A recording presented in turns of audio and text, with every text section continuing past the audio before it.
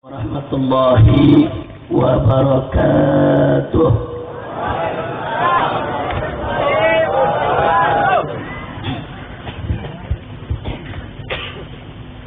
Bismillah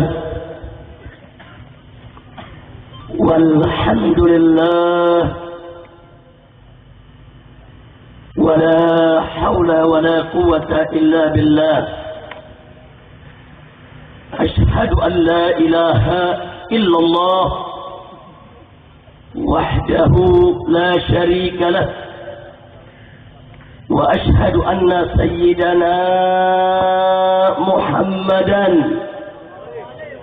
عبده ورسوله لا نبي بعده. اللهم صل وسلم وبارك على سيدنا وحبيبنا وشفيعنا ومولانا نبينا محمد وعلى آله الطاهرين الطيبين وأصحابه الغر الميامين ومن تبعهم بإحسان إلى يوم الدين. أحبائي الكرام، أوصيكم جميعا ونفسي بتقوى الله وبطاعة رسول الله صلى الله عليه وسلم، ونسأل الله سبحانه وتعالى أن يهدينا إلى صراطه المستقيم ويجعلنا من المتقين ويدخلنا جنته جنة النعيم بحق سيد المرسلين، والحمد لله رب العالمين. تقبل الله منا ومنكم وتقبل ya karim. Kepada para alim ulama, para kiai, para tokoh-tokoh agama yang sangat kita cintai dan sangat kita muliakan dan selalu kita doakan, semoga para alim ulama kita, kiai kita, ajangan kita senantiasa mendapatkan kekuatan istiqamah di jalan Allah Subhanahu wa taala, diberikan kemenangan dalam setiap langkah perjuangan dakwahnya, mendapatkan kebahagiaan dari dunia hingga akhirat. Amin ya rabbal alamin. Kemudian tidak lupa kepada segenap umara, aparatur pemerintah yang sama kita cintai dan kita hormati, baik sipil TNI maupun Polri-nya, wabil khusus kepada yang sama kita muliakan, itu Bapak Wali Kota Banjar yang telah menyampaikan sambutannya tadi kepada kita. Mudah-mudahan apa yang telah beliau sampaikan untuk kita semua dan kehadiran beliau bersama segenap jajarannya. Di sini ada Wakil Wali Kota, begitu juga ada pimpinan DPRD, dan masih ada Bapak Kapolres maupun yang lainnya. Mudah-mudahan kehadiran para umara ini akan lebih memperkokoh ukhuwah Islamiyah kita semua, lebih memperkuat persatuan dan persaudaraan kita. Amin ya rabbal alamin. Dan tidak lupa salam penghormatan ini secara khusus kita sampaikan kepada segenap panitia penyelenggara yang telah bekerja keras mengorbankan waktu, tenaga, pikiran dan apa-apa yang mereka miliki, termasuk seluruh pihak yang ikut mendukung daripada kelancaran acara ini. Kita doakan semoga mendapatkan ganjaran yang berlipat ganda dari Allah Subhanahu wa taala. Dan teristimewa saya sampaikan salam penghormatan untuk segenap pengurus, aktivis maupun laskar daripada DPW FPI Kota Banjar yang pada malam hari ini telah menjadi wasilah bagi kita semua sehingga kita bisa kumpul di tempat ini. Mudah-mudahan segenap pengurus, aktivis maupun laskar daripada FPI Kota Banjar senantiasa diberkahi oleh Allah Subhanahu wa taala, diberikan kekuatan istiqamah di jalan Allah, diberikan kemenangan dalam setiap langkah perjuangannya.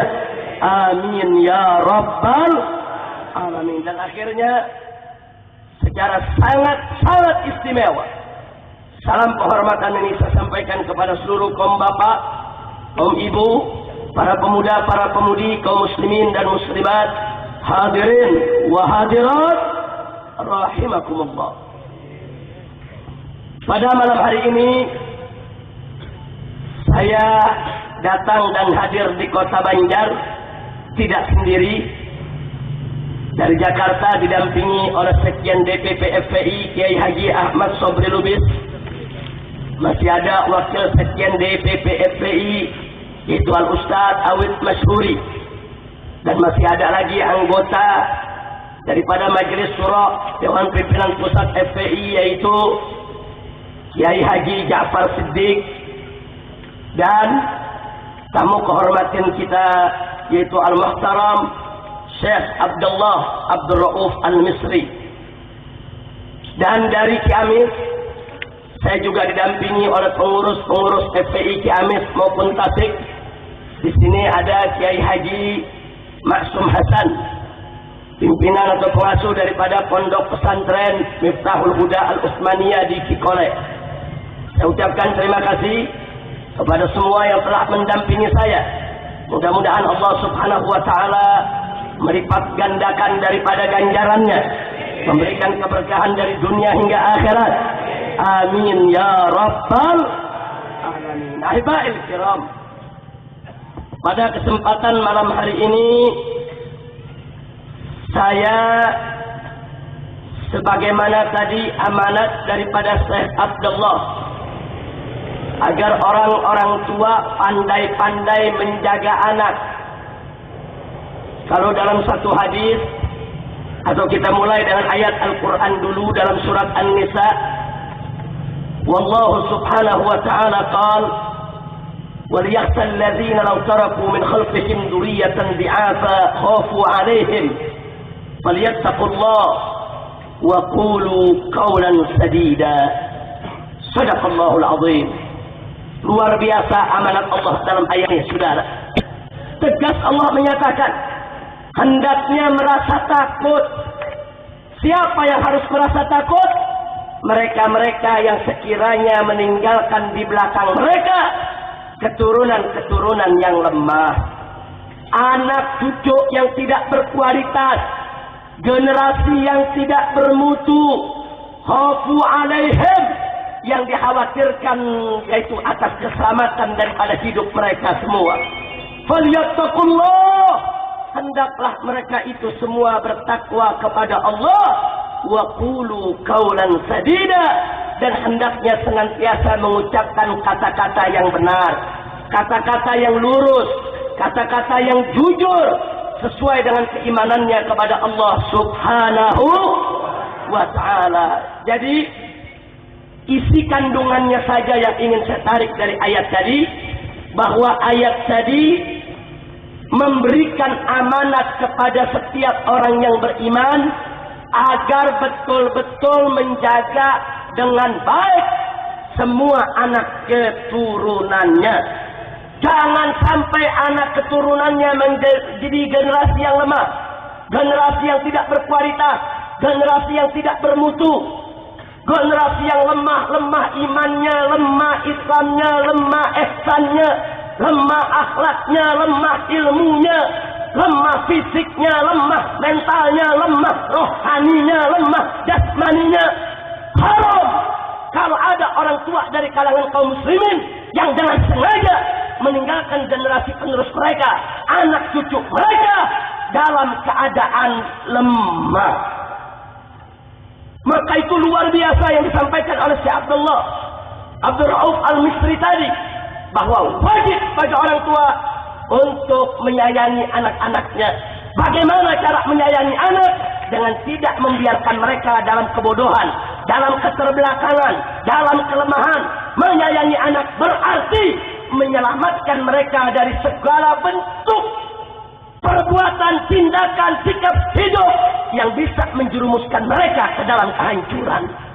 Mudah-mudahan semua yang hadir di sini, khususnya para orang tua, bisa menjalankan amanat Allah Subhanahu wa ta'ala tersebut. Amin ya rabbal alamin. Makanya Nabi dengan tegas mengatakan, laisa minna, kata Nabi alaihi salatu wassalam, malam yukir kabirana wa yarham saghirana. Bukan dari golongan kami, kata Nabi, bukan golongan kami orang yang tidak bisa menghormati orang-orang tua kami dan tidak bisa menyayangi anak-anak kecil kami, saudara. Terhadap orang tua wajib kita hormat, wajib kita menghargai, terhadap anak-anak yang di bawah kita, wajib untuk kita menyayangi mereka dengan tidak membiarkan mereka berjalan di jalan kerusakan. Insya Allah. Makanya Al-Imam Ali ibn Abi Thalib radhiyallahu anhu wa karamallahu wajhah mengatakan di dalam salah satu makalah, ya saudara, beliau katakan pesan kepada para orang tua, alimu auladakum fa innahum makhluqun di zamanin ghairi zamanikum. Apa kata Sayyidina Ali? Alimu auladakum, didik betul-betul anak-anak kalian. Kenapa? Fa innahum makhluqun, sesungguhnya anak-anak kalian itu adalah makhluk yang diciptakan oleh Allah li zamanin, untuk menghadapi suatu zaman ghairi zamanikum, yang bukan zaman kamu sekalian. Artinya Pak, artinya Bu, kalau di zaman kita sekarang ini tantangan sudah begitu dahsyat, tantangan akidah, tantangan syariat, tantangan akhlak luar biasa. Bagaimana dengan tantangan-tantangan yang akan dihadapi oleh anak dan cucu kita di masa yang akan datang? Kalau anak-anak kita tidak kita bekali dengan ilmu yang memadai, mereka akan ditelan oleh zaman. Kalau anak-anak kita tidak kita bekali dengan ilmu yang benar, sebagaimana diamanatkan oleh Allah dan Rasulnya, maka anak-anak kita akan jadi korban di zamannya, saudara. Na'udzubillah min dzalik.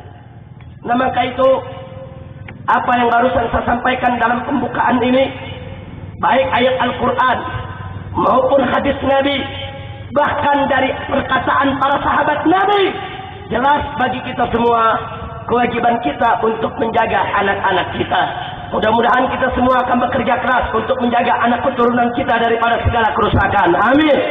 Dan semoga anak cucu kita diselamatkan oleh Allah, selamat imannya, selamat Islamnya, selamat ihsannya, diberikan oleh Allah keselamatan dari dunia hingga akhirat. Amin ya rabbal alamin. Nah, karena itu pada malam hari ini saya selaku ustaz, selaku guru agama, merasa berkewajiban untuk menyampaikan kepada anak-anak muda yang hadir di tempat ini, sebagai anak-anak saya sendiri yang saya cintai dan sayangi, yang saya tidak akan pernah biarkan mereka untuk tersesat jalan atau menjadi korban zaman.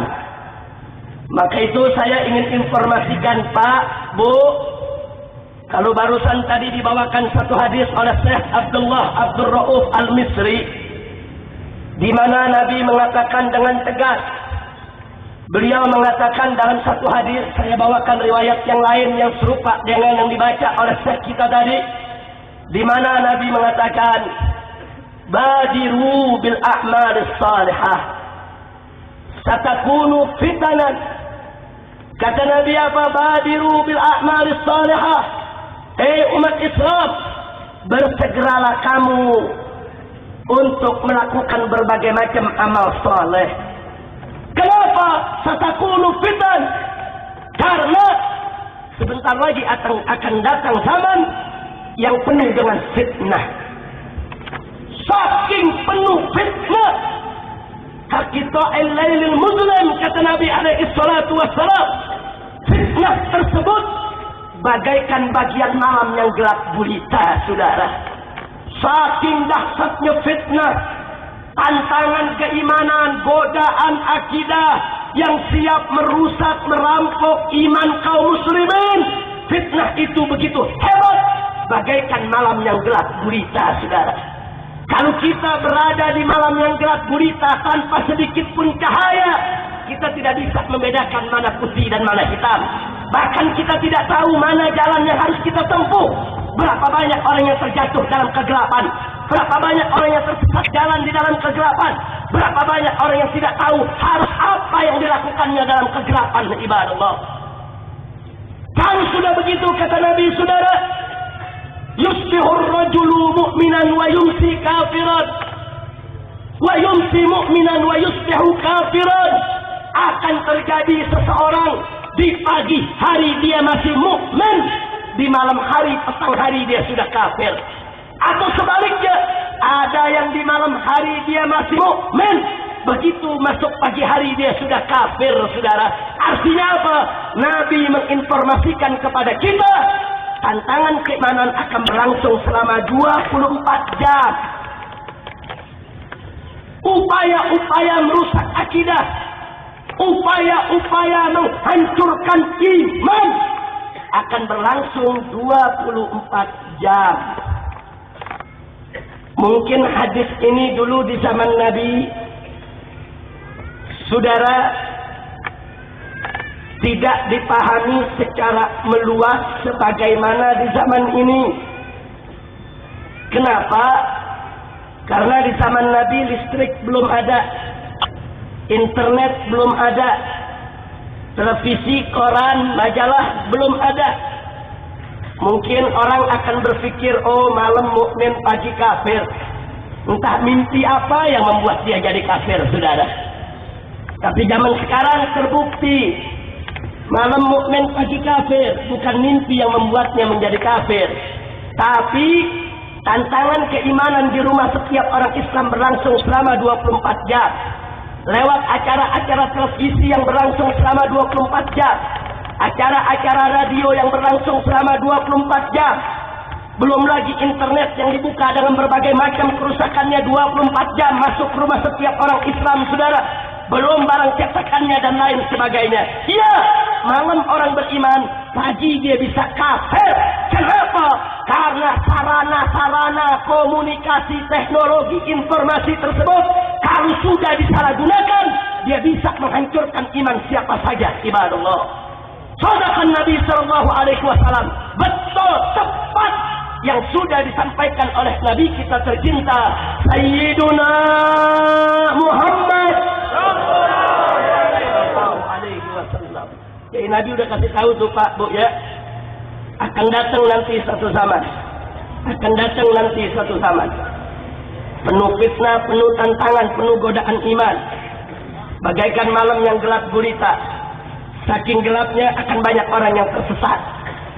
Malam beriman, pagi kafir, pagi beriman, sore kafir, saudara. Bahkan sampai-sampai Nabi mengatakan di zaman itu, fal mutamassiku bidinihi yauma idzin al-qabidi 'alal jamr. Kata Nabi alaihi salatu wassalam, dan orang yang berpegang teguh kepada agama di zaman yang penuh fitnah tersebut bagaikan menggenggam bara api, saudara.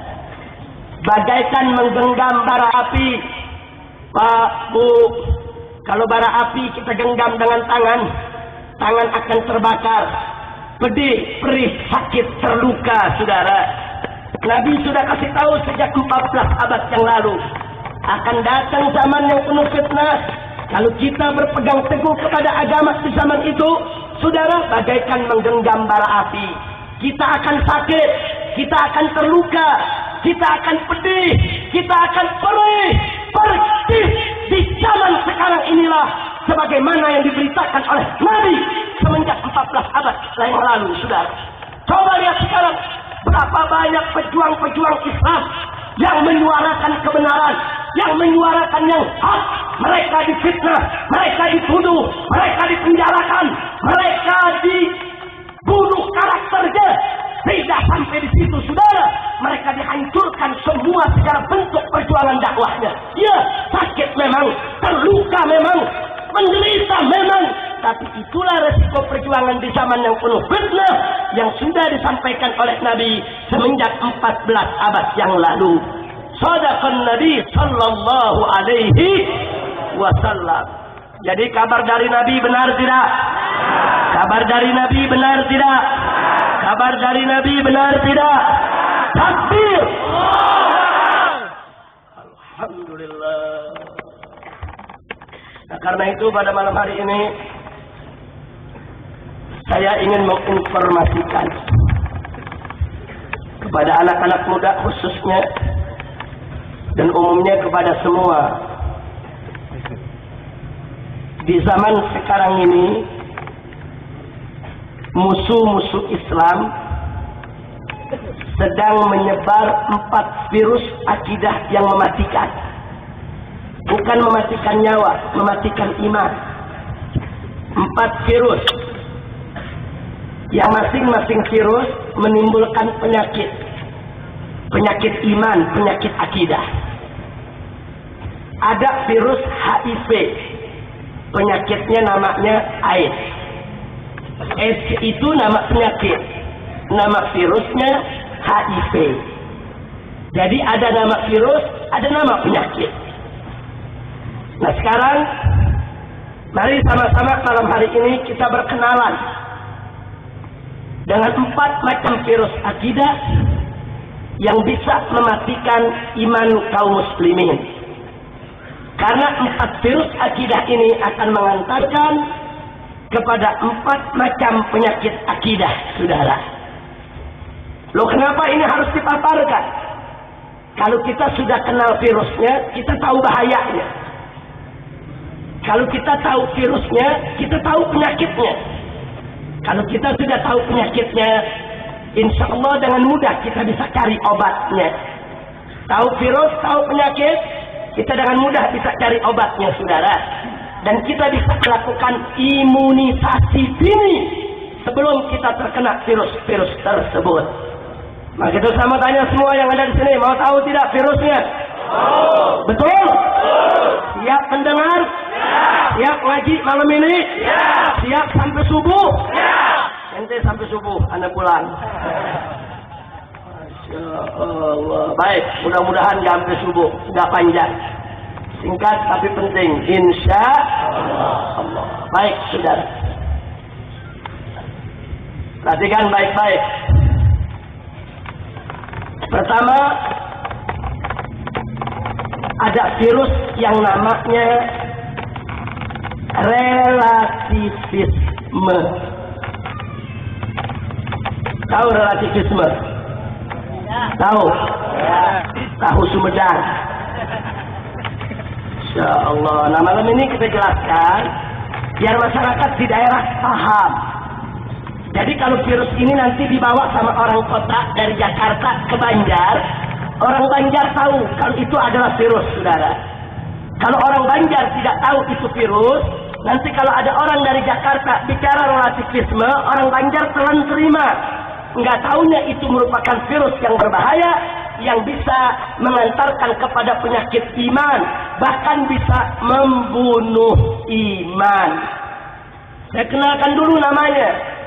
Yang pertama adalah namanya virus relativisme. Apa sih virus relativisme itu? Virus relativisme adalah suatu isme. Isme itu suatu keyakinan, suatu pemahaman yang meyakini bahwa sebenarnya tidak ada kebenaran yang mutlak. Tidak ada kebenaran mutlak. Itu namanya relativisme. Kalau ada orang mengatakan tidak ada kebenaran yang mutlak, dia sudah kena virus relativisme, saudara. Hati-hati. Kenapa? Sebab kalau dikatakan tidak ada kebenaran mutlak, berarti kebenaran agama juga tidak mutlak, saudara. Kalau kebenaran agama tidak mutlak, berarti agama mungkin salah, saudara. Termasuk agama Islam yang dibawa oleh Nabi kita Sayyiduna Muhammad sallallahu alaihi wasallam. Saudara, virus relativisme ini disebar di seluruh Indonesia lewat jurnal-jurnal liberal, lewat dosen-dosen liberal, lewat kampus-kampus perguruan tinggi Islam. Bukan perguruan tinggi umum, perguruan tinggi Islam.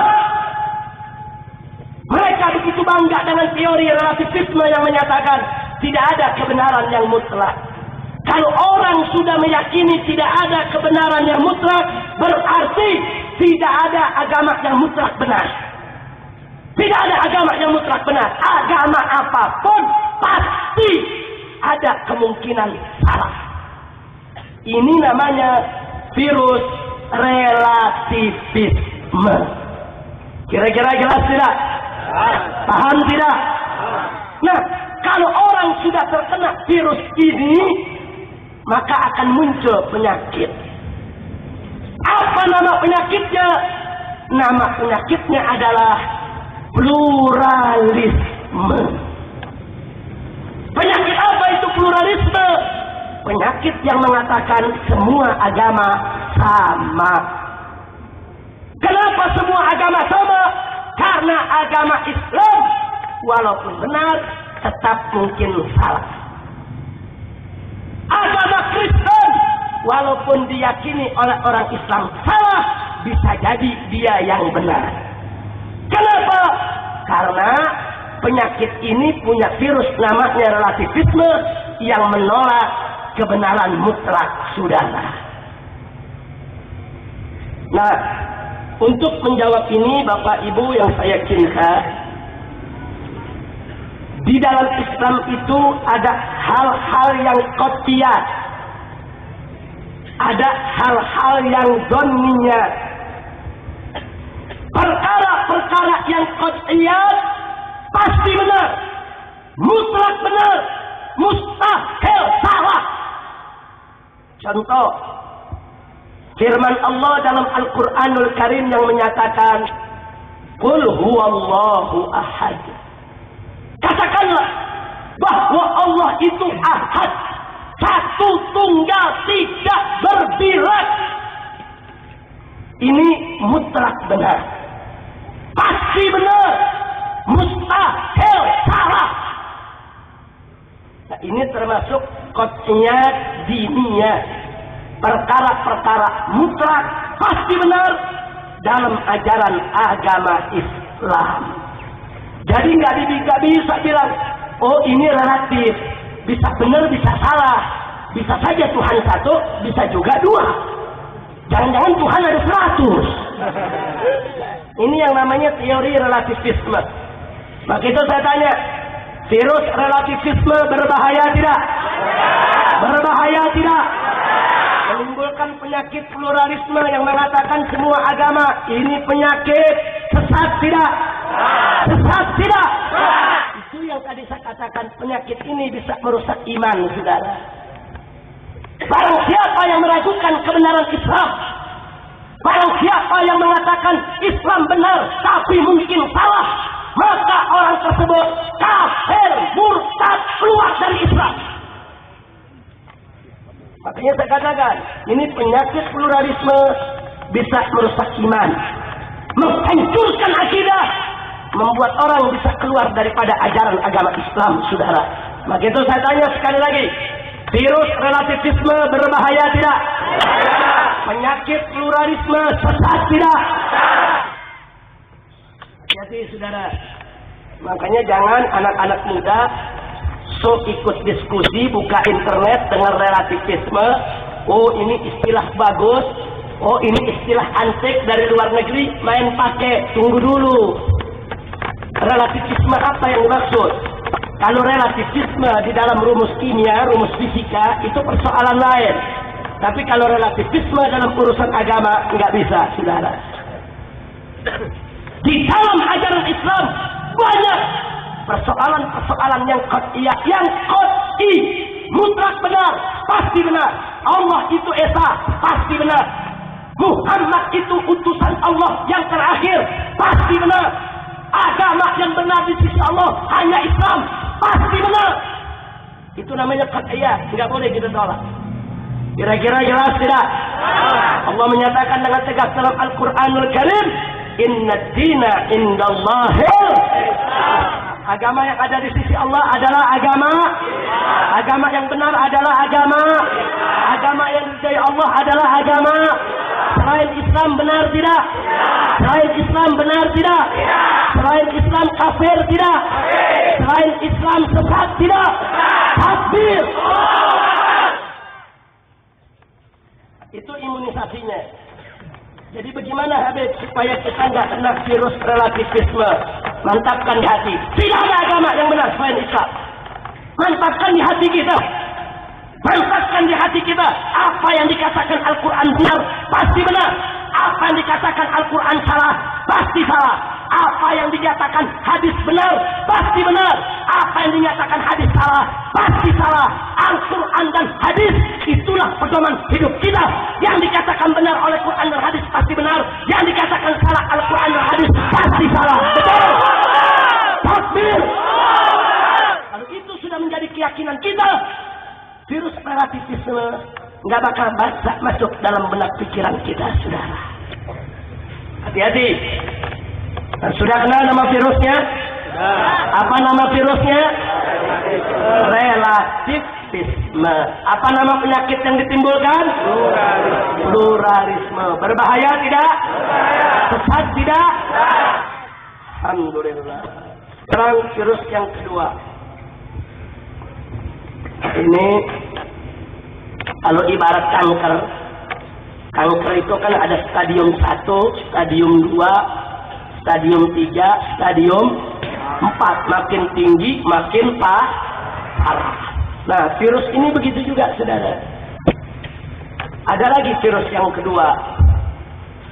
Virus namanya skeptisisme. Apa maksud skeptisisme? Suatu isme yang membuat seseorang menjadi skeptis. Apa itu skeptis? Serba ragu, saudara. Skeptis itu serba ragu dia. Semua dia ragu. Islam dia ragu. Kemudian Kristen dia ragu. Buddha dia ragu. Hindu dia ragu. Al-Quran dia ragu. As-Sunnah dia ragu. Semua serba ragu. Selalu muncul dalam benaknya pertanyaan-pertanyaan yang membuat dia ragu kepada kebenaran, termasuk kebenaran Islam. Kalau tadi virus yang pertama itu baru mengatakan benar, mungkin salah.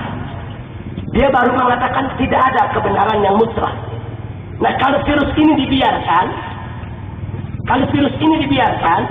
lama-lama muncul virus yang lebih berbahaya. Dia ragu terhadap semua kebenaran.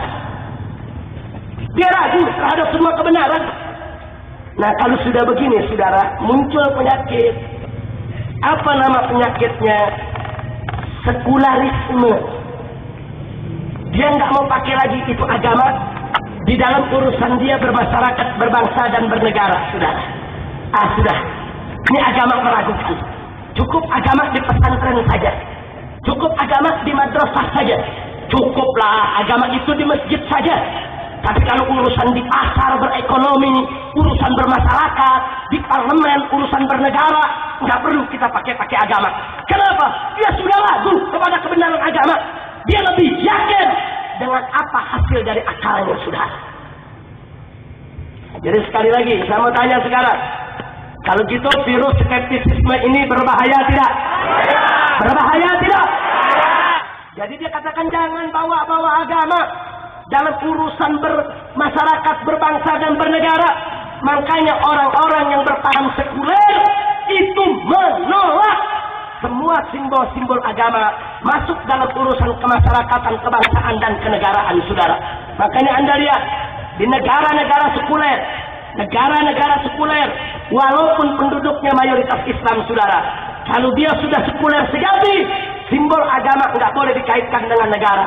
Pegawai negeri yang perempuan tidak boleh pakai jilbab. Kenapa? Karena jilbab adalah simbol agama. Pejabat kalau pidato nggak boleh pakai assalamualaikum. Kenapa? Menurut mereka assalamualaikum adalah simbol agama. Di istana negara, di istana pemerintahan tidak boleh ada peringatan-peringatan agama. Kenapa? Karena semua itu adalah simbol agama.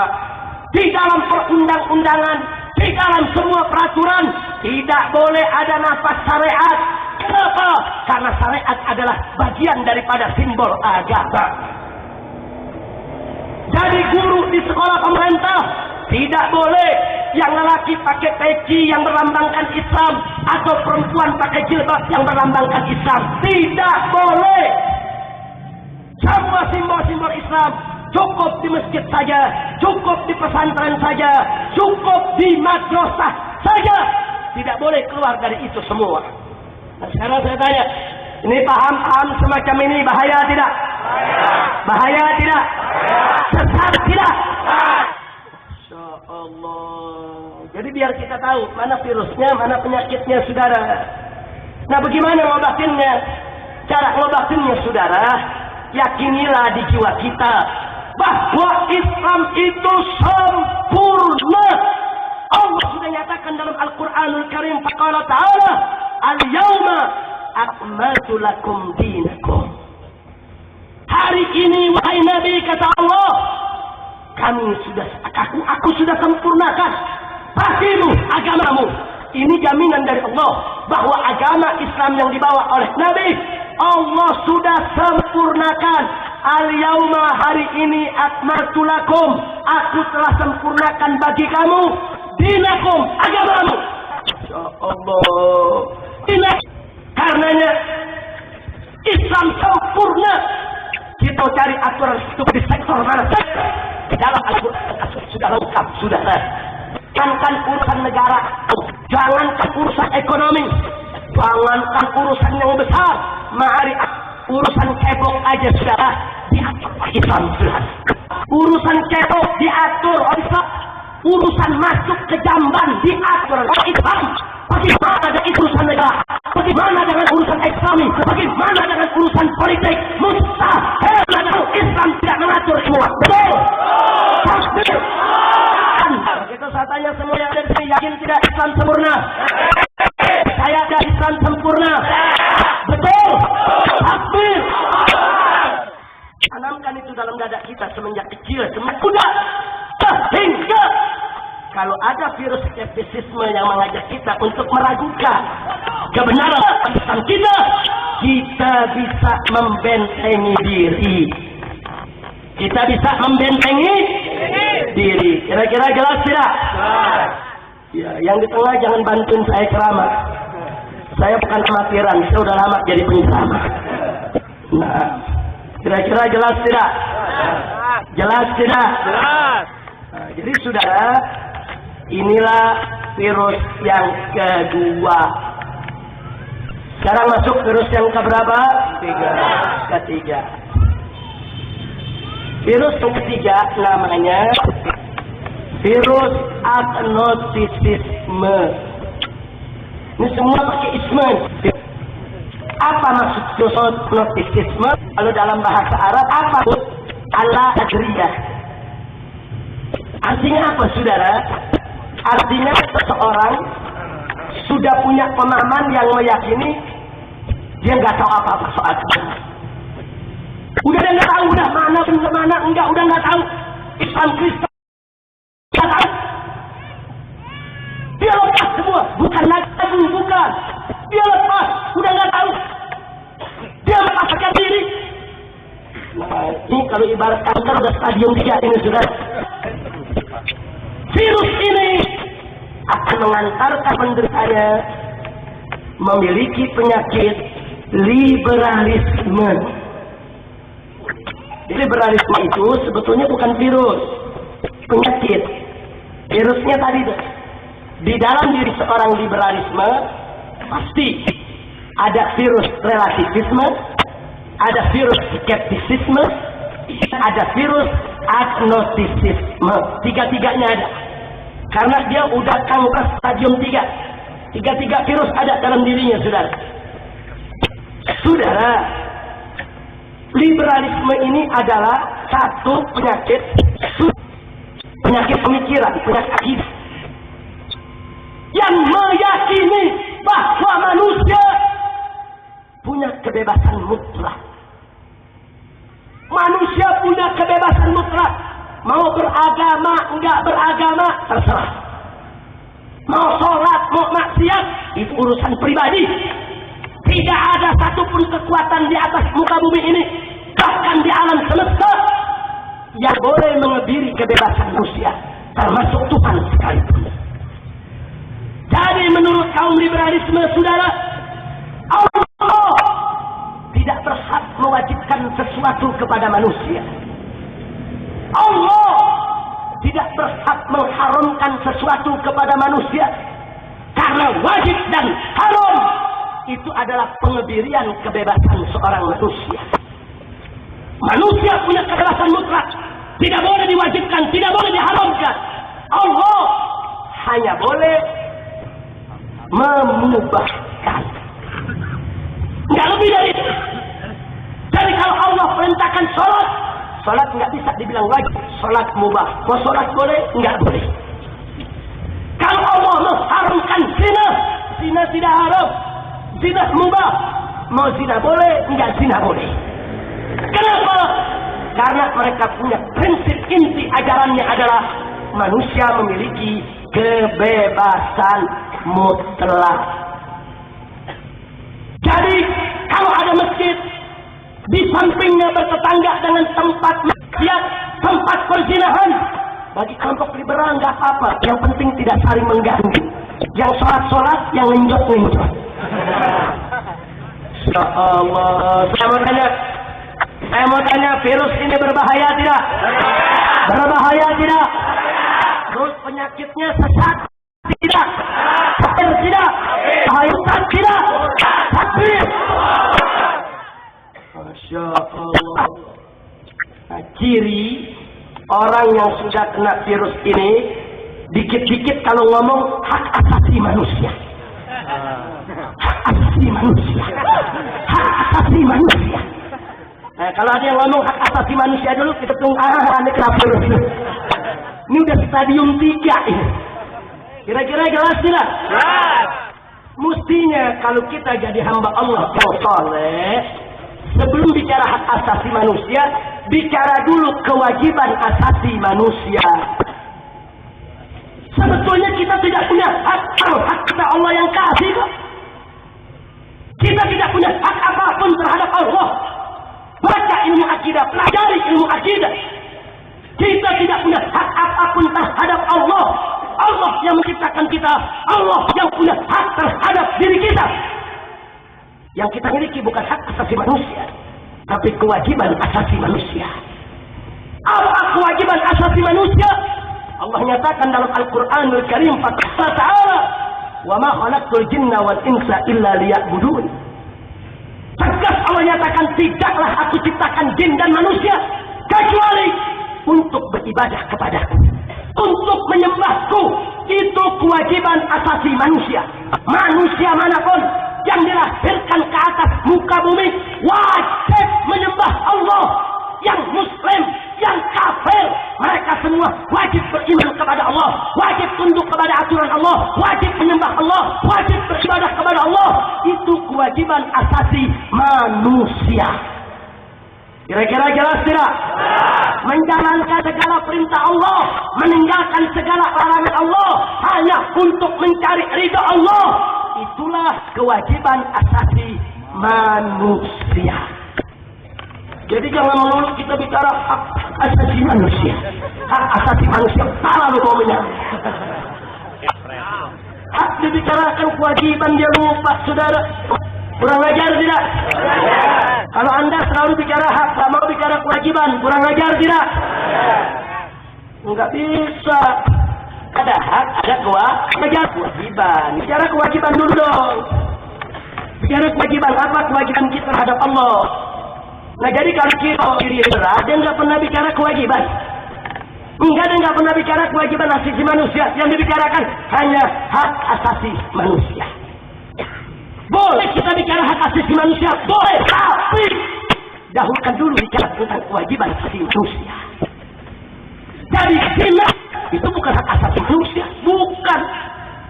Maksiat bukan hak asasi manusia. Manusia tidak punya hak untuk berzina, tidak punya hak untuk mencuri, tidak punya hak untuk maksiat, tidak. Tapi manusia punya kewajiban untuk tidak bermaksiat kepada Allah. Betul? Yakin tidak? Yakin. Percaya tidak? Ya. Tanamkan itu dalam jiwa. Kalau sudah tertanam, insya Allah virus agnostisisme tidak akan dalam pikiran kita. Penyakit liberalisme tidak akan terjangkit dalam pikiran kita. Insya Allah. Sampai di sini jelas? Jelas. Sekarang yang keempat. Ini kalau di universitas sudah semester 4 nih. Nah, saudara, virus yang keempat. Virus apa gerangan saudara? Setelah tadi kita lihat, ya dimulai virus relativisme, skeptisisme, kemudian agnostisisme. Maka virus dari kanker akidah stadium 4 adalah ateisme. Dia tidak percaya kepada agama. Dia tidak percaya kepada Tuhan. Dia tolak sudah semua. Awalnya dia mengatakan relativisme, tidak ada kebenaran yang mutlak. Kemudian naik, dia ragu dengan kebenaran. Itu yang disebut tadi skeptisisme. Setelah itu naik lagi saudara stadium, dia tidak tahu tentang kebenaran. Ala adri, karena nggak paham tentang kebenaran. Dan akhirnya naik ke stadium 4, dia tolak semua kebenaran. Dia tolak semua kebenaran, dia tolak semua agama. Tidak ada agama yang benar, tidak ada Tuhan, tidak ada surga, tidak ada neraka. Ateisme. Nah, kalau sudah begini saudara, ini udah kufrun Allah. Udah kafir jelas-jelas. Jadi penyakitnya ya penyakit penjat. Penyakitnya adalah kafir yang nyata. Ternyata udah kafir. Udah nggak perlu diperdebatkan lagi. Kalau dia sudah tolak Allah, tolak agama, tolak kebenaran Islam, maka dia sesat, murtad, kafir, keluar dari Islam. Betul? Virus ini berbahaya tidak? Sesat tidak? Kafir tidak? Jadi sebetulnya tidak, liberalisme tinggal selangkah lagi saudara untuk menjadi ateisme. Misalnya saya mengingatkan pemerintah kota Banjar, khususnya aparat keamanan dari TNI maupun Polri yang katanya selama ini anti PKI. Saya mengingatkan Pak, saya mengingatkan dulu PKI itu gentleman, terang-terangan. Dia ngaku dia tidak percaya Tuhan dan agama. Tapi sekarang yang lahir bukan PKI yang gentleman. Ini PKI yang licik, yang disebut neo-PKI. Bagaimana liciknya? Dia tidak terang-terangan mengatakan tidak percaya agama, tapi dia tawarkan kepada kita konsep pluralisme, sekularisme, dan liberalisme. Nah, konsep ini diajarkan kepada masyarakat supaya masyarakat ini kalau digabung atau kalau kita singkat, saudara, biasanya disebut setilis: sekularisme, pluralisme, dan liberalisme.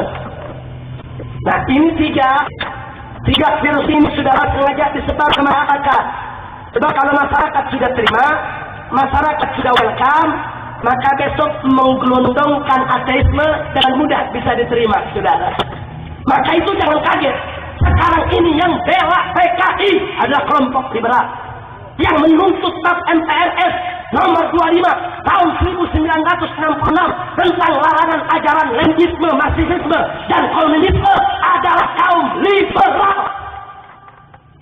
Dengan alasan hak asasi manusia, dengan alasan kebebasan, mereka katakan PKI itu merupakan hak asasi manusia. Tidak sampai di situ. Bahkan sekarang ini saudara, mereka membuat organisasi sebagai informasi untuk intel Polri maupun tentara yang ada di Banjar ini. Mereka sekarang buat organisasi, namanya adalah saudara Pakorba. Mereka buat DPC di seluruh Indonesia. Pakorba. Apa itu Pakorba? Perhimpunan Keluarga Korban Orde Baru.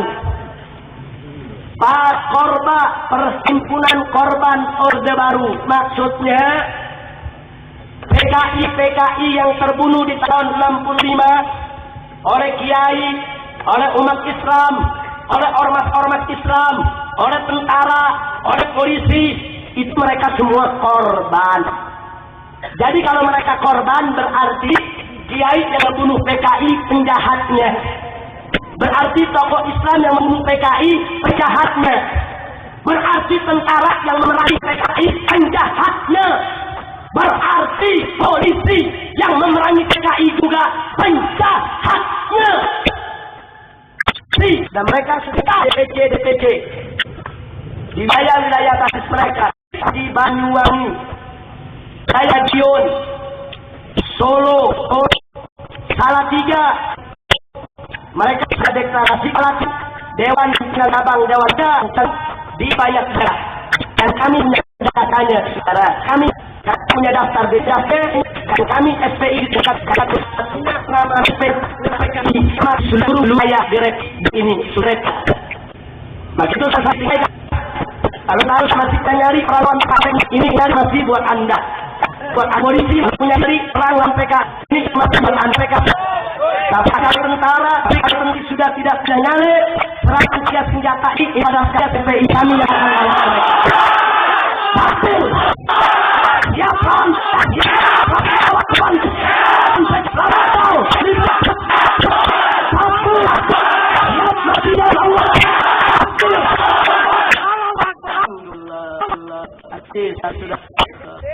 daerah tangga sudah kami untuk dipikir Pakorba pengendara jauh dari sini ada. Maka itu saya ingatkan ini kan isapan jempol. Ini musuh, saudara. Kami punya data, kami punya bukti, punya itu. Nah, makanya tadi saya katakan, dulu PKI terang-terangan menghina agama. Sekarang pura-pura bersama. Pura-pura jadi profesor, doktor, ilmuwan, peneliti, akademik. Apa dia katakan? Ini sekularisme, pluralisme, liberalisme. Ini penelitian ilmiah.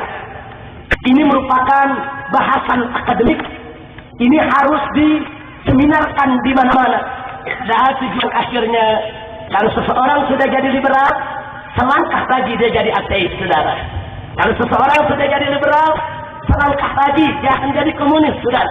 Kalau orang sudah jadi liberal, sekurang-kurangnya dia sudah tidak keberatan kalau komunisme hidup kembali di Indonesia, saudara. Maka itu saya tanya, berbahaya tidak? Berbahaya tidak? Maka itu saya mau tanya semua, kalau Front Pembela Islam mendorong Tentara Nasional Indonesia dan Kepolisian Republik Indonesia untuk berperan aktif membasmi Neo PKI di mana saja berada, setuju tidak? Dukung tidak? Kalau tentara dan polisi mengerjakan itu, dukung tidak? Bela tidak? Siap bela tentara? Siap bela polisi untuk perang lawan PKI? Takbir! Takbir! Allahu Akbar! Alhamdulillah. Nah itu Pak Virus, saudara, yang perlu saya sampaikan. Kadang-kadang orang sekarang nggak paham, ini arahnya kemana sih liberalisme? Ini liberalisme, ini neo PKI. Sekularisme, pluralisme, ini neo PKI. Cuma mereka belum berani menyatakan dirinya sebagai PKI. Oh, ada yang bilang, PKI kan sudah masa lalu, ya, partainya sudah masa lalu, tapi pemikirannya tidak, saudara. Ya, partainya memang sudah dibubarkan, tapi ajarannya tidak, saudara. Ajaran dan pemikirannya terus berkembang. Bahkan ajaran PKI di zaman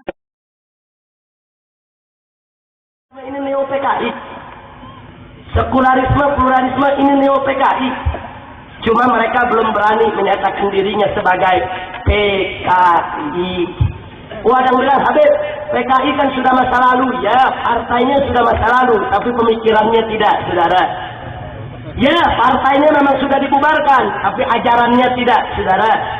Ajaran dan pemikirannya terus berkembang. Bahkan ajaran PKI di zaman sekarang lebih canggih, dikemas dalam bahasan-bahasan akademik, dikemas dalam penelitian-penelitian ilmiah, dikemas menjadi materi-materi yang diajarkan di perguruan-perguruan tinggi, saudara. Makanya jangan kaget kalau keluarga-keluarga PKI sekarang banyak yang sudah menjadi anggota DPR RI. Salah seorang dari mereka terus terang berani mengarang 2 buku. Apa dia karang, saudara?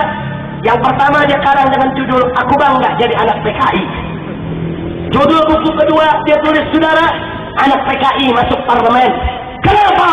Karena sekarang sudah tidak ada litsus lagi di DPR RI, saudara. Dulu ada litsus, penelitian khusus. Nggak boleh yang terlibat PKI duduk di DPR RI, saudara.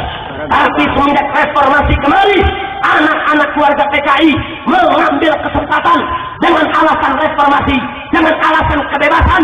Mereka berhasil menghapuskan litsus di lembaga-lembaga tinggi negara, saudara. Jadi jangan kaget kalau sekarang PKI masuk ke eksekutif, masuk ke legislatif, masuk ke yudikatif. Kenapa? Karena kelalaian kita juga, saudara. Nasi sudah jadi bubur. Mereka sudah masuk ke mana-mana. Ya, mereka tidak berhasil membatalkan KAP MPRS nomor 25 tahun 66. Tapi mereka berhasil, satu, menghapuskan litsus, saudara, di lembaga tinggi negara. Sehingga mereka bisa untuk menjadi pejabat tinggi negara atau menjadi anggota parlemen, saudara. Yang kedua, mereka juga sudah berhasil menghapuskan apa? Menghapuskan larangan pelajaran-pelajaran tentang PKI di perguruan tinggi. Karena sekarang undang-undang yang baru, saudara, menyatakan ajaran komunisme, Leninisme, Marxisme boleh diajarkan di perguruan-perguruan tinggi. Yang nggak boleh di luar itu, saudara. Dengan alasan penelitian, dengan alasan pembahasan akademik. Sekarang pelajaran tentang komunisme sudah masuk ke perguruan-perguruan tinggi. Legal disahkan oleh negara. Masya Allah. Maka itu saya tanya, berbahaya tidak? Kalau gitu umat Islam wajib waspada tidak? Siap merapatkan barisan? Siap waspada? Betul. Jadi kalau ke depan mereka coba-coba ambil negara untuk mem-PKI-kan Indonesia, siap jihad tidak? Siap lawan tidak? Siap lawan liberalisme? Siap lawan sekularisme? Siap lawan pluralisme? Siap lawan ateisme? Siap lawan PKI? Siap mati di jalan Allah? Takbir! Takbir! Allahu Akbar! Alhamdulillah. Saya kasih contoh satu saja malam ini. Bagaimana kaum liberal mengobok-obok Al-Quran. Bagaimana kaum liberal mengobok-obok Al-Quran. Saya kasih contoh satu saja, saudara. Seorang profesor doktor menjadi pimpinan Dewan Pakar di Departemen Agama RI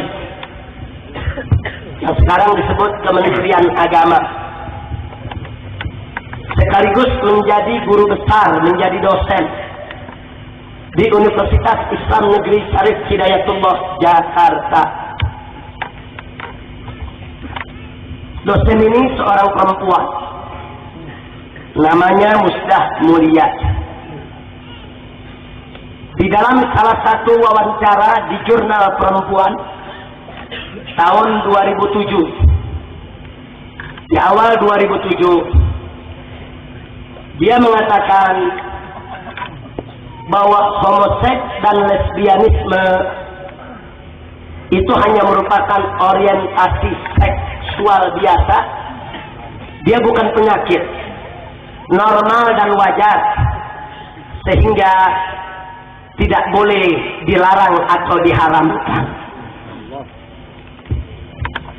Karena pendapatnya yang berani tadi terhitung nekat,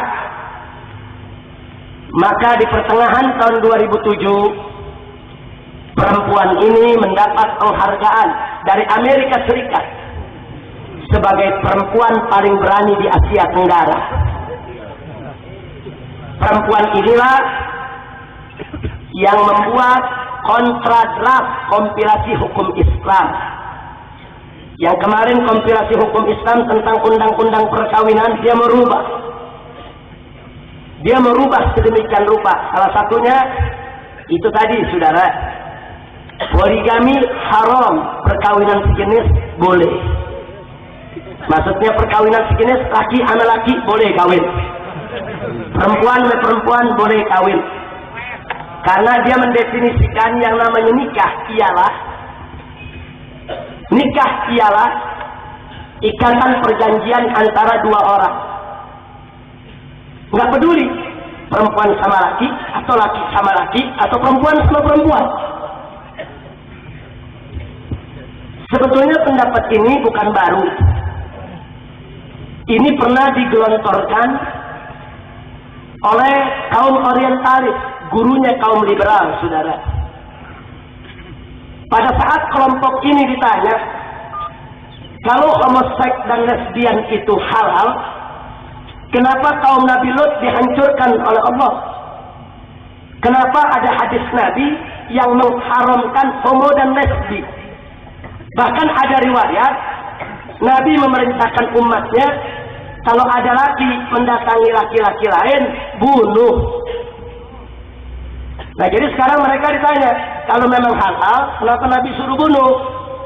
Kalau memang halal, kenapa dulu kaum Nabi Lut, bangsa Sadum, atau orang Indonesia bilang bangsa Sodom, saudara, kok dihancurkan? Dengan hujan batu dihancurkan habis. Apa jawab mereka, saudara? Oh iya, dulu zaman Nabi Lut dan zaman Nabi Muhammad itu kan manusia masih sedikit, jadi nggak boleh dong laki kawin sama laki, perempuan sama perempuan, nanti manusia tidak bertambah. Kalau manusia tidak bertambah, nanti manusia punah. Nah, untuk menghindarkan kepunahan manusia dari atas muka bumi, maka ketika itu kawin sejenis diharamkan. Jadi perempuan harus kawin sama laki-laki biar punya keturunan, sehingga umat manusia tidak punah dari atas muka bumi. Jadi ketika itu homo lesbi diharamkan, cocok betul. Tapi kalau zaman sekarang sudah tidak relevan, kata dia. Kenapa? Karena sekarang manusia sudah banyak, nggak perlu khawatir akan punah. Bahkan dia katakan, dengan adanya homoseks dan lesbian itu, justru itu merupakan solusi bagi ledakan pertumbuhan penduduk yang besar. Bahkan homoseks dan lesbian itu lebih bagus untuk menjadi program andalan keluarga berencana. Jadi dengan homoseks dan lesbian, pemerintah nggak perlu repot, penduduk nggak bakal bertambah. Jadi nggak usah takut kelaparan. Jadi problem papan, problem sandang, problem pangan, problem lapangan kerja tidak ada. Justru di zaman ini homoseksual dan lesbianisme adalah solusi bagi problem-problem sosial yang ditimbulkan oleh ledakan pertumbuhan penduduk. Jadi kesimpulannya, di zaman sekarang sudah tidak relevan kalau homoseksual dan lesbianisme itu diharamkan. Masya Allah, la ilaha illallah, inna lillahi wa inna ilaihi raji'un. Ayo anak muda, saya mau tanya. Ini yang ngomong profesor, guru besar perguruan tinggi Islam, kepala Dewan Pakar Kementerian Agama, pakar Kementerian Agama, luar biasa. Saya mau tanya sama bapak-bapak kiai yang saya, lu jangan main potong aja, lu pikir kambing? Jangan, anak muda jangan bisanya cuma main bunuh, tusuk, potong, jangan. Tapi harus kita bisa jawab dengan ilmu. Ilmu dulu kita jawab. Sebab nanti kalau kita main potong dia ketawain, ya lu gak bisa jawab kan? Ternyata pendapat gue bener kan? Jangan, kita mesti punya jawaban. Mau dijawab? Mau dijawab? Kapan? Di jam berapa nih? Pagi aja. Oh, jangan sekarang deh, nanti aja. Nggak nanti aja. Biar ada diundang lagi gitu. Masya Allah, tinggal pesen aja sama Pak Wali Kota, bikin acara. Insya Allah. Tapi baik, saya jawab singkat saja. Nanti kalau ada yang mau jawabannya panjang, jawaban ini sudah saya muat di tabloid Suara Islam tabloid Suara Islam yang dikeluarkan oleh Forum Umat Islam Pusat di Jakarta. Saya tulis 2 halaman lengkap dengan dalil. Saya kasih judul peternakan geng. Loh kok peternakan? Ya kan memang ternak. Allah mengatakan orang-orang kaya begini, ulaika kal an'am balhum adol. Nah, makanya saya kasih judul tulisannya peternakan geng. Nah, kalau nggak ada yang dapat tulisan itu, hubungi saja pengurus FPI yang ada di wilayahnya, minta selebaran cetakan yang kemarin disebarkan di Mukernas FPI. Kemarin di Mukernas FPI seluruh peserta kita bagikan banyak selebaran, salah satunya adalah soal peternakan geng. Nah, saudara, singkat saja saya mau sampaikan. Pertama, bahwa ilah hukum dari pengharaman homo dan lesbi itu bukan karena penduduk masih sedikit, bukan. Tidak ada satupun dalil, satupun isyarat, satupun qarinah, baik dalam Al-Quran maupun hadis yang menunjukkan kalau sebab pengharaman daripada homoseks dan lesbian karena manusia masih sedikit. Tidak ada. Kita kalau bicara usul fikih, untuk tahu suatu hukum itu kenapa diharamkan, kenapa tidak, kita mesti mencari ilatnya. Selama ada ilat, hukum berlaku. Kalau ilat sudah tidak ada, hukum tidak berdina. Allah sudah nyatakan lengkap, bahkan dalam satu ayat Allah mengatakan mafarat tahun 1 kali, saudara. Kenapa?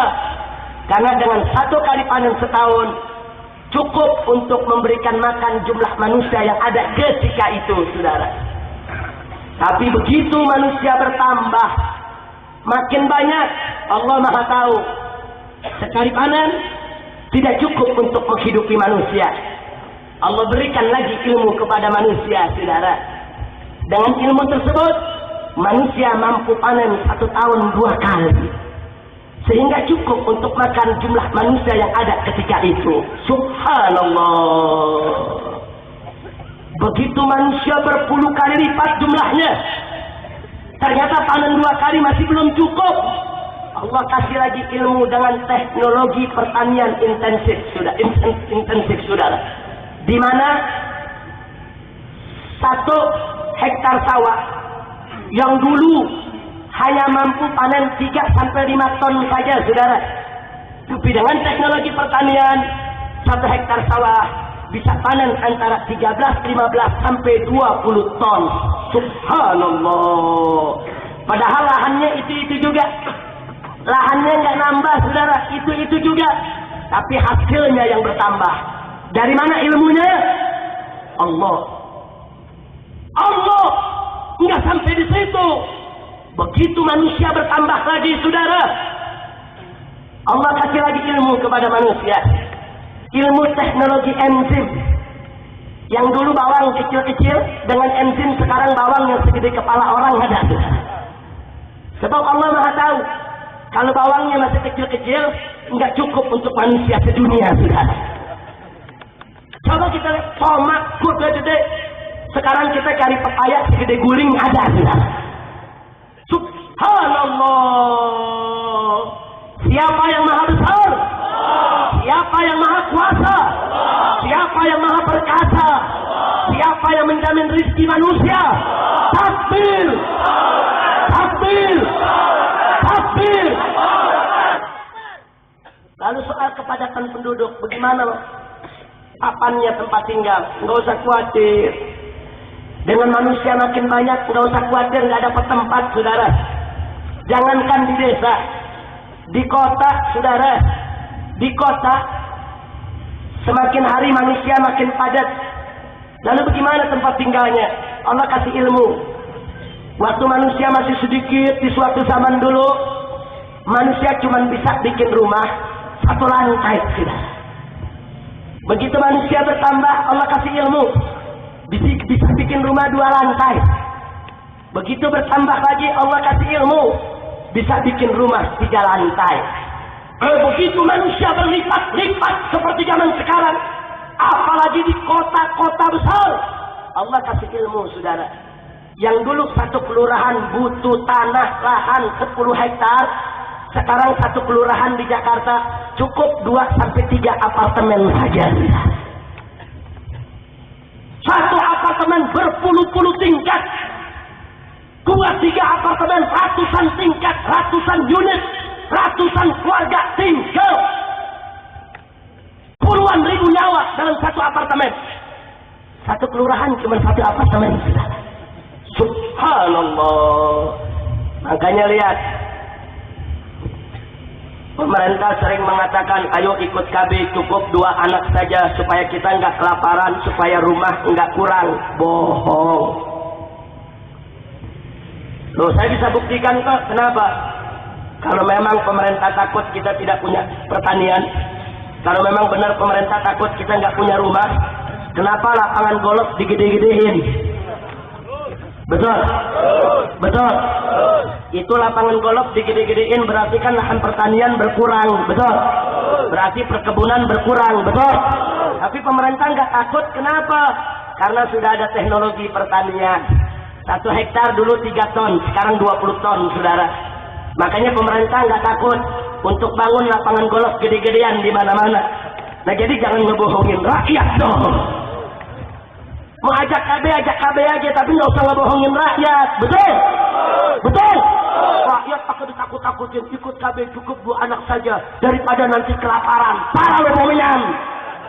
Emang lu yang kasih rezeki, Allah yang jamin rezeki kita. Betul? Betul? Jadi saya tidak mengganggu program pemerintah, tidak. Pemerintah punya program, ngajak rakyat, punya anak 2, silakan. Itu urusan pemerintah. Yang penting, 1, jangan ada pemaksaan. Betul? Kedua, tidak boleh ada penipuan. Betul? Ngebohong, nipu tidak? Ngebohong, nipu tidak? Bikin program yang sehat, jangan pakai nipu. Dipikir rakyat bodoh apa semua? Baik, sekarang saya tanya. Kalau begitu, saudara, problem-problem sosial yang dimunculkan akibat ledakan pertumbuhan penduduk sudah disiapkan belum oleh Allah? Sudah belum? Apa perlu kita khawatir? Apa perlu kita takut? Takbir! Jadi kalau begitu, saudara, solusi untuk mengatasi problem ledakan penduduk, homo bukan? Lesbi bukan? Bukan. Cuman orang bodoh yang ngomong begitu, saudara. Homoseksual dan lesbianisme bisa menjadi program andalan keluarga berencana. Homoseksual dan lesbianisme adalah merupakan solusi sosial bagi problem ledakan pertumbuhan penduduk. Para lo menyang. Ya Allah, kira-kira saya sampaikan begini jelas tidak? Sudah bisa jawab? Sudah bisa jawab? Jadi homoseksual dan lesbianisme solusi bukan? Solusi bukan? Halal atau haram? Halal atau haram? Alhamdulillah. Sekarang saya mau tanya, kalau ada orang Islam, profesor, doktor, terang-terangan, yang haram dihalalkan, yang halal diharamkan, sesat tidak? Sesat tidak? Ini bahaya liberalisme, saudara. Nah, ini di bulan Ramadan yang lalu, saya bersama-sama dengan beberapa tokoh Islam di Jakarta dari berbagai macam ormas Islam menghadap ke Bapak Menteri Agama. Kami di hadapan Menteri Agama, pertama kami berikan bukti-bukti pelanggaran Ahmadiyah terhadap SKB 3 menteri di seluruh Indonesia. Jadi kami bukan fitnah, kami bukan bohong. Ini pelanggarannya. Mereka cetak buku, mereka cetak selebaran, mereka buat kegiatan. Ini bukti-bukti visualnya, rekaman video yang kami buat. Bagaimana mereka bikin kegiatan, mereka bikin pengajian, dan seterusnya dan seterusnya. Itu kami sampaikan ke Menteri Agama. Ini sudah pelanggaran. Aturannya, kalau SKB 3 menteri dalam 1 tahun tidak efektif dan terus-menerus dilanggar, maka Menteri Agama sudah sepatutnya merekomendasikan ke Presiden untuk segera menerbitkan keputusan Presiden untuk pembubaran Ahmadiyah. Setuju? Menteri Agama setuju untuk itu. Maka itu kemarin di dalam sambutan Bapak Menteri Agama di dalam acara Mukernas Front Pembela Islam yang kami adakan di Bogor, beliau mengatakan bahwa beliau sebagai seorang muslim, sekaligus sebagai Menteri Agama, sekaligus sebagai pimpinan salah satu partai Islam, dan sebagai tokoh Islam, berkomitmen berjanji untuk membubarkan Ahmadiyah. Takbir! Takbir! Takbir! Jadi sekarang ini kita umat Islam wajib mendukung beliau. Jangan sampai beliau ini dijegal untuk membubarkan Ahmadiyah. Betul? Nah sekarang ini tokoh-tokoh liberal ini sedang berupaya menghadap presiden supaya Menteri Agama dicopot, supaya Menteri Agama diberhentikan. Sebab mereka khawatir kalau Menteri Agama ini dibiarkan, nanti Ahmadiyah yang selama ini dilindungi oleh liberal ini bisa dibubarkan, saudara. Nah maka itu kita berdoa, mudah-mudahan usaha beliau berhasil. Amin. Sebab yang berhak membubarkan bukan Menteri Agama, tapi Presiden. Menteri Agama hanya merekomendasikan bahwa karena SKB tidak efektif, banyak dilanggar di banyak tempat. Ini bukti pelanggarannya sesuai amanat Perpres nomor 1 tahun 1965. Manakala peringatan tidak diindahkan, maka harus diberikan sanksi administratif berupa pembubaran. Yang dimana kalau pembubaran sudah dilakukan, andai kata mereka masih tetap melanggar juga, baru ada sanksi pidana sesuai KUHP pasal 156A tentang penistaan agama. Baru setelah itu polisi bisa kerja. Kalau sekarang polisi belum bisa kerja. Makanya kalau umat Islam lagi ribut sama Ahmadiyah, umat Islam dulu yang digebukin polisi. Betul? Betul? Karena polisi juga bingung mau kerja bagaimana. Wah, undang-undang yang nggak jelas, di SKB nggak ada sanksi. Nah maka itu bapak-bapak polisi tenang saja.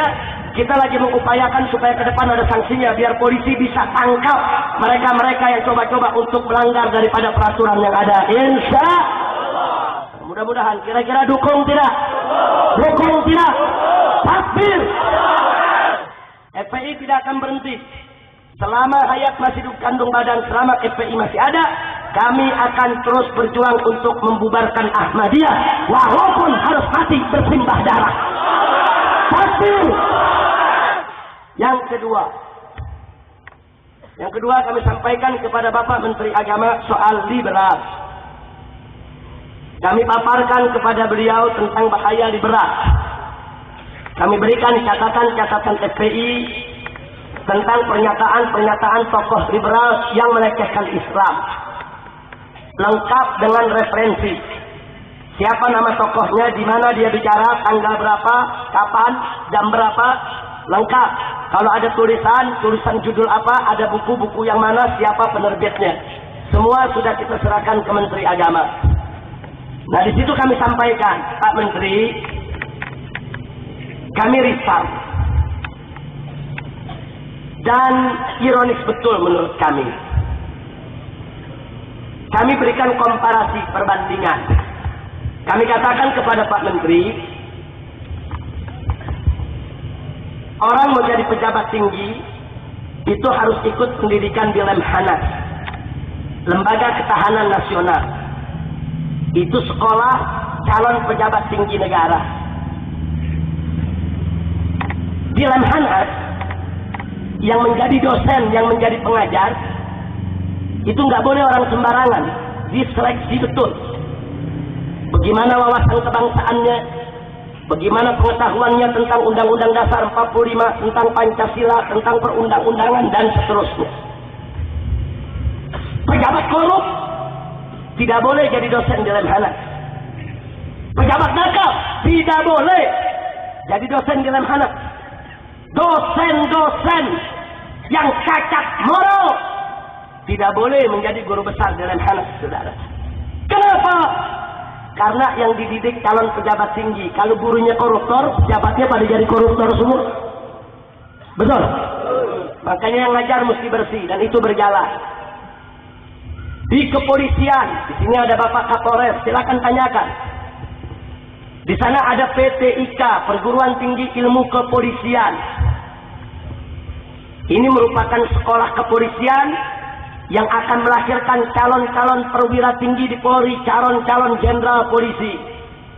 Itu juga nggak boleh sembarangan untuk menjadi dosen di sana, saudara. Guru-guru besar di PT IKA itu nggak boleh jenderal yang korup, nggak boleh jenderal yang jahat, nggak boleh jenderal yang melanggar HAM, nggak boleh jenderal yang nakal, nggak boleh jenderal yang tidak kapabel, yang tidak bisa dipertanggungjawabkan integritas moralnya. Harus cerdas, profesional, jujur, bagus, baik. Kenapa? Karena yang dididik calon-calon jenderal polisi. Jelas tidak? Jelas tidak? Jadi pemerintah betul-betul memproteksi, betul-betul menjaga supaya Lemhanas dan PT IKA betul-betul menjadi wadah untuk melahirkan pejabat tinggi dan pemimpin-pemimpin masa depan yang tidak diajarkan oleh guru sembarangan, saudara. Nah, sekarang mari saya sampaikan ke Pak Menteri. Lalu bagaimana Pak Menteri tentang perguruan tinggi Islam negeri? Lemhanas, PT IKA itu mencetak calon umarok. Universitas Islam Negeri IAIN itu mencetak calon ulama, calon cendekiawan Islam. Kalau di Lemhanas, dosen sesat nggak boleh jadi guru. Di PT IKA, dosen korup nggak boleh jadi guru. Lalu bagaimana dengan Universitas Islam Negeri, saudara? Coba lihat. Di Universitas Islam Negeri di mana-mana ada dosen yang menghalalkan homoseks, ada dosen yang menghalalkan lesbian, ada dosen yang mengatakan sholat 5 waktu tidak wajib, ada dosen yang mengatakan Al-Quran buatan Muhammad, ada dosen saudara yang meragukan kebenaran Islam, ada dosen yang mengajarkan yaitu menyebarluaskan virus relativisme, skeptisisme, agnostisisme. Ada dosen yang pluralisme, ada dosen yang liberalisme, ada dosen yang sekularisme. Nah, sekarang saya sampaikan kepada Pak Menteri, lalu bagaimana Pak Menteri? Kenapa kalau di Lemhanas di PT IKA yang akan mencetak umarok disterilkan, dijaga, dibersihkan, dipelihara? Kenapa perguruan tinggi Islam negeri kok yang akan mencetak ulama dibiarkan kotor, dibiarkan ada dosen-dosen sesat yang mengajar di sana? Maka itu kami minta kepada pemerintah melalui Bapak Menteri Agama, dosen-dosen sesat yang menghalalkan yang haram, mengharamkan yang halal tidak boleh mengajar di universitas-universitas Islam negeri. Betul? Setuju tidak? Setuju tidak? Takbir! Ini yang kami sedang perjuangkan, saudara. Makanya tadi di awal ceramah saya katakan, saya seorang guru, saya seorang dai, saya seorang ustaz. Anak-anak muda di mana-mana itu anak-anak saya. Nggak boleh saya biarkan mereka disesatkan. Tidak boleh saya biarkan mereka diberikan virus-virus yang merusak akidah. Tidak boleh saya biarkan mereka itu dibiarkan binasa dalam akidah, iman dan Islam. Betul? Wajib untuk kita selamatkan mereka. Kalau saya mau kupas di sini, saudara, terlalu banyak. Saya baru kasih contoh homoseksual dan lesbianisme. Di sana masih banyak contoh-contoh lain. Mereka katakan sholat 5 waktu tidak wajib. Mereka pakai dalil, saudara. Mereka katakan juga, saudara, mereka katakan tidak sampai di situ. Mereka katakan Al-Quran itu maknanya doang dari Allah. Itu yang susun Muhammad. Karena Muhammad itu nggak buta huruf, dia bisa tulis, dia bisa baca. Bahkan dia katakan Al-Quran itu hasil kong kali kong antara Muhammad dengan para sahabat. Saya tanya, sesat tidak? Mereka bicara begini bukan saya memfitnah mereka. Saya punya buku karangan mereka, saudara. Semua kita kumpulkan dan ini akan kita kirimkan ke Kementerian Agama, ke Kejaksaan Agung untuk dilarang beredar. Tapi sampai hari ini, saudara, ini proses masih berlangsung. Nah, maka itu saya mau tanya semua yang ada di sini sebelum saya akhiri ceramah. Perguruan tinggi Islam negeri dibersihkan dari dosen-dosen liberal. Setuju tidak? Universitas Islam negeri dibersihkan dari dosen-dosen sesat. Setuju tidak? Betul? Takbir! Jadi kalau Front Pembela Islam terus berjuang untuk membersihkan itu semua, dukung tidak? Setuju tidak? Takbir! Alhamdulillah. Nah ini sebagai informasi, inilah yang kami lakukan saudara. Jadi FPI Pak Bu ya, bukan cuma perang lawan tempat pelacuran, bukan cuma berkelahi sama preman-preman perjudian, bukan hanya membubarkan tempat sarang narkoba atau minuman keras. Lebih dari itu, kami sedang melakukan al-ghusbul fikri, perang pemikiran. Kami buat tulisan-tulisan, Anda bisa buka website FPI, di sana banyak tulisan yang Anda bisa baca. www.fpi.org.id.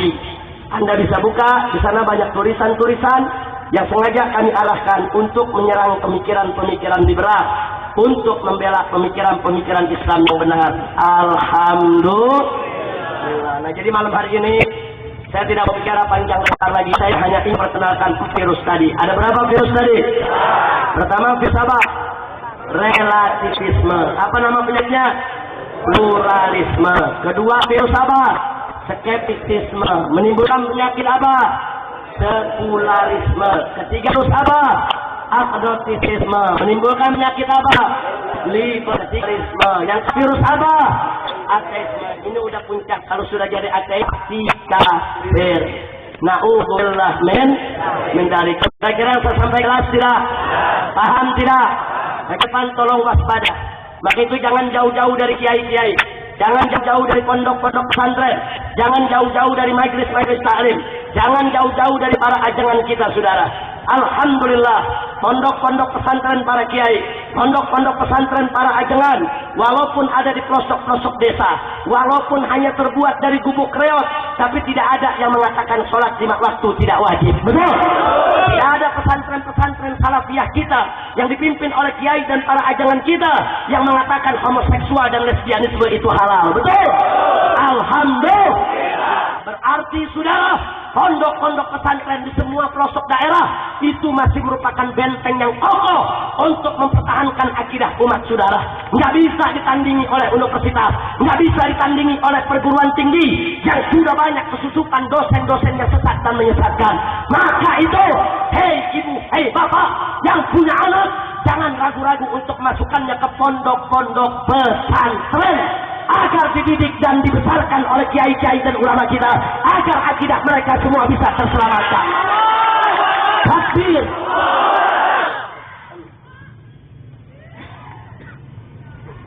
Alhamdulillah. Bu, ibu, bu, siap masukkan anak ke pondok pesantren? Betul? Nah, mudah-mudahan ibu dan anak-anak ibu dikasih keluarga yang harmonis, yang sakinah, yang berkah. Dengan anak-anak jadi masukkan pondok pesantren, dan mudah-mudahan kelak anak-anak ibu akan menjadi ulama, menjadi kiai, menjadi ajangan, menjadi pejuang-pejuang Islam. Amin ya rabbal alamin. Nah, sebelum saya tutup, sebelum kita baca doa, jangan ada yang meninggalkan tempat. Sama-sama dulu kita baca selawat Badar. Setuju? Setuju? Karena dalam selawat Badar ada satu doa yang bagus. Ilahi sallimil ummah. Wahai Tuhanku, selamatkanlah umat Nabimu, umat Islam ini ya Allah, selamatkan mereka minal asati wan nikmah. Itu dari segala bencana, musibah, kerusakan, minta diselamatkan. Wa min hammil wa min ghummah. Dan minta diselamatkan dari segala penderitaan, kesedihan, kesusahan. Kita minta, dengan apa? Bi ahlil badri, ya Allah. Dengan kemuliaan dan keberkahan yang Allah berikan kepada ahlul badar, kepada para sahabat Nabi yang mati syahid di medan Badar maupun yang tidak mati syahid di medan Badar, tapi semua terlibat menjadi pejuang Badar. Karena mereka adalah umat Nabi yang terbaik. Alhamdulillah. Nah, karena itu kita minta untuk keselamatan kita, keselamatan ulama kita, umarok kita, negeri kita, keselamatan keluarga kita dan anak-anak kita. Bisa bawa selawat Badar? Hafal semua? Ya, sedikit aja, beberapa bait aja kita bawakan. Ayo sama-sama, bareng-bareng semuanya ikut. Salatullah salamullah ala taha rasulillah. Salatullah salamullah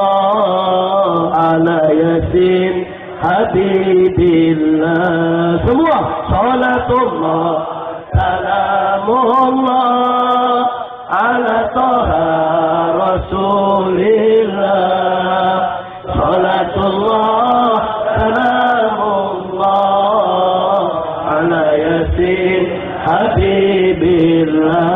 Lanjut. Tawassalna bi bismillah wa bil hadi Rasulillah. Tawassalna bi bismillah wa bil hadi Rasulillah wa kulli mujahidin lillah bi ahlil badri ya Allah. Salatullah salamullah ala taha Rasulillah. Salatullah salamullah ala yasin habibillah. Ilahi salimil ummah minal afati wal hikmah. Ilahi salimil ummah minal afati wal hikmah. Wa min hammi wa min ghummah bi ahlil badri ya Allah. Salatullah salamullah ala taha Rasulillah. Salatullah salamullah ala yasin habibillah. Lanjut. Ilahi fil wa akrimna binil matalib minna. Ilahi fil wa akrimna binil matalib minna wa dafi masatin anna bi ahlil badri ya Allah. Salatullah salamullah ala taha Rasulillah. Salatullah salamullah ala yasin habibillah. Wa salli ala nabiyil barri bila asin wala hasrin. وصل على النبي البري بلا عسر ولا عسر وآل سادة غر بأهل البدر يا الله. صلاة الله سلام الله على رسول الله. صلاة الله سلام الله على حبيب الله. lagi صلاة الله سلام الله على رسول الله. صلاة الله سلام الله على ياسين حبيب الله. صلاة الله سلام الله على رسول الله. صلاة الله سلام الله على ياسين حبيب الله. لا إله إلا الله. لا إله إلا الله. لا إله إلا الله محمد رسول الله. نحن رجال الإسلام نأمر بالمعروف وننهى عن المنكر. نرجو مرضاة الله. لا إله إلا الله. لا إله إلا الله. لا إله إلا الله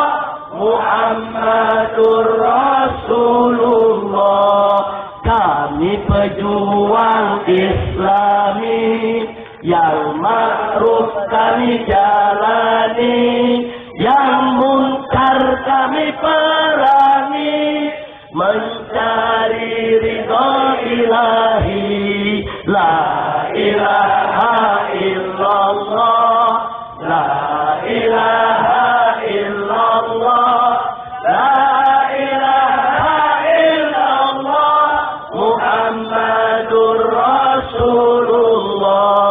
Rabbina billahi rabba wa bil islami dina, bi Ahmad rasula wal muslimin ikhwana.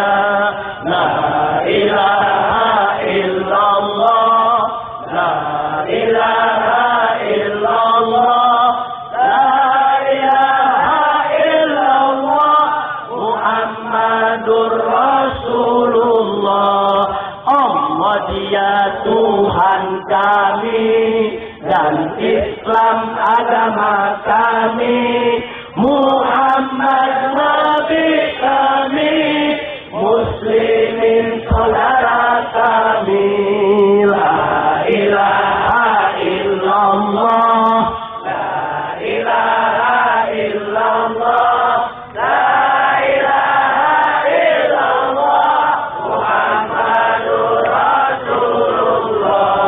Allah dia Tuhan kami dan Islam agama kami, Muhammad Nabi kami, Muslimin saudara kami. La ilaha illallah, la ilaha illallah, la ilaha illallah, Muhammadur Rasulullah. Untuk FPI, kami pejuang FPI, yang ma'ruf kami jalani, yang munkar kami perangi, mencari ridho ilahi. La ilaha illallah, la ilaha illallah, la ilaha illallah, Muhammadur Rasulullah. Allahu Akbar, Allahu Akbar, Allahu Akbar, Allahu Akbar, Allahu Akbar, Allahu Akbar, Allahu Akbar, Allahu Akbar. Allahu Rabbuna wa huwa qasduna, Muhammadur Rasulullah huwa qudwatuna, wal Qur'anu imamuna, wal jihadu sabiluna, wa syahadah ghayatuna. Allahu Akbar, Allahu Akbar, Allahu Akbar, Allahu Akbar, Allahu Akbar, Allahu Akbar, Allahu Akbar, Allahu Akbar. Hayya 'alal jihad, hayya 'alal jihad, mansurul Islam wal muslimin. Hayya 'alal jihad, hayya 'alal jihad, mansurul Islam wal muslimin. Iskariman aw mujtahida, iskariman aw mujtahida, iskariman aw mujtahida, iskariman aw mujtahida. Allahu Akbar, Allahu Akbar, Allahu Akbar, Allahu Akbar, Allahu Akbar, Allahu Akbar, Allahu Akbar, Allahu Akbar. Allah Tuhan kami, Dia tujuan kami, Muhammad sang Rasulullah, Dia teladan kami, Al-Quran pedoman kami, jihad jalan juang kami, mati syahid harapan kami. Allahu Akbar, Allahu Akbar, Allahu Akbar, Allahu Akbar, Allahu Akbar, Allahu Akbar, Allahu Akbar, Allahu Akbar. Ayo kita jihad, ayo kita jihad, membela Islam dan muslimin. Ayo kita jihad, ayo kita jihad membela Islam dan muslimin. Hidup mulia atau mati syahid, hidup mulia atau mati syahid, hidup mulia atau mati syahid, hidup mulia atau mati syahid. Allahu Akbar, Allahu Akbar, Allahu Akbar, Allahu Akbar, Allahu Akbar, Allahu Akbar, Allahu Akbar, Allahu Akbar, takbir.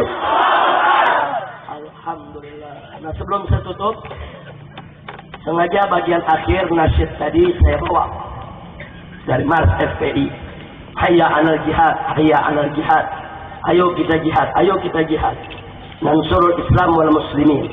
Membela Islam dan umat Islam atau kaum muslimin. Sengaja ini saya kumandangkan supaya umat Islam terus menancapkan di hatinya bahwa jihad bukan terorisme dan terorisme juga bukan jihad. Betul? Takbir! Dan kami tidak akan pernah terima kalau jihad difitnah sebagai terorisme. Betul? Saya tanya, jihad terorisme bukan? Jihad terorisme bukan? Terorisme jihad bukan? Takbir! Siap menjadi mujahid? Apa kita siap menjadi teroris? Mujahid? Ya. Teroris? Tidak. Setuju? Mujahid? Yes. Teroris? Betul? Jadi sekali lagi, jadi jangan mengkambing hitamkan jihad. Jangan memfitnah jihad, mengkambing hitamkan jihad. Jangan. Itu nggak boleh terjadi. Makanya kita harus terus mengumandangkan, ayo jihad, ayo jihad. Jangan takut menyebut jihad. Sudah. Menyebut jihad bukan kriminal, menyebut jihad bukan pidana, menyebut jihad bukan dosa, menyebut jihad bukan kesalahan. Baik hukum negara, apalagi hukum agama. Jadi jangan pernah takut untuk menjadi mujahid, jangan pernah takut untuk jihad di jalan Allah, jangan pernah takut. Jihad bukan terorisme, terorisme bukan jihad. Siap jihad? Siap jihad? Ayo kita jihad, ayo kita jihad, membela Islam dan muslimin. Ayo kita jihad, ayo kita jihad, membela Islam dan muslimin. Hidup mulia atau mati syahid, hidup mulia atau mati syahid, hidup mulia atau mati syahid, hidup mulia atau mati syahid. Allahu Akbar, Allahu Akbar, Allahu Akbar, Allahu Akbar, Allahu Akbar, Allahu Akbar, Allahu Akbar, Allahu Akbar, takbir.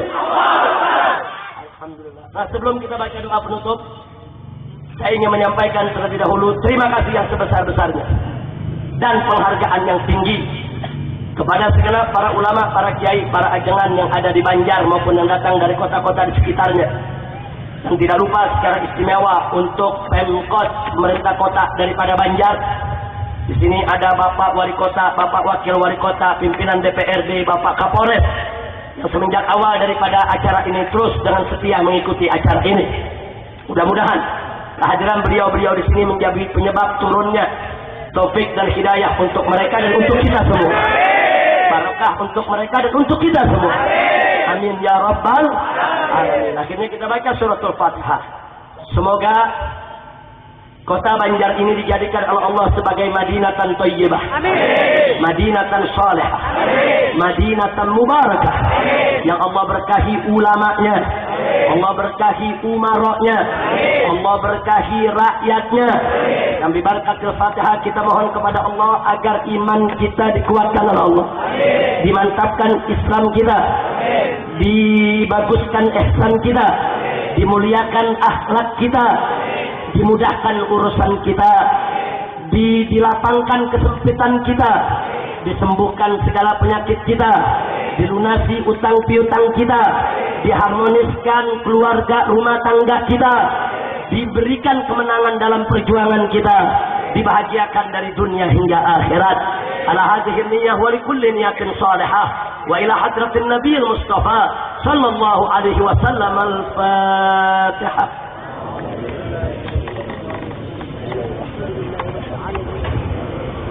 Thank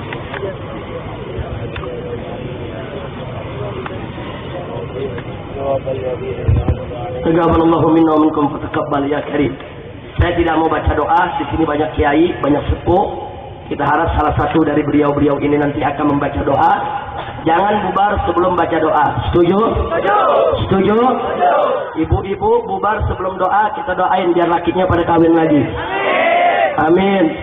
Tapi kalau ibu-ibu tertib, tenang, nggak usah khawatir bu. Mudah-mudahan suaminya makin cinta kepada ibu. Anak-anaknya diberkahi, rumah tangganya diharmoniskan. Amin. Anak-anak muda berani pulang sebelum baca doa, kita doain biar pada jadi bujang lapuk. Nggak kawin-kawin seumur hidup. Nah, tapi kalau duduk tenang, mudah-mudahan rezekinya berkah. Jodohnya enteng. Mudah-mudahan dapat jodoh yang solehah. Amin ya rabbal alamin. Jadi duduk tertib, tenang. Kita tutup sampai doa para kiai kita. Dari saya cukup sekian. Terima kasih atas segala perhatian. Mohon maaf atas segala kekurangan, kekhilafan dan kesalahannya. Rabbana atina fid dunya hasanah wa fil akhirati hasanah wa qina adzabannar. Walhamdulillahi rabbil alamin. Hadani Allah wa iyyakum ila siratihil mustaqim. Wassalamualaikum warahmatullahi wabarakatuh.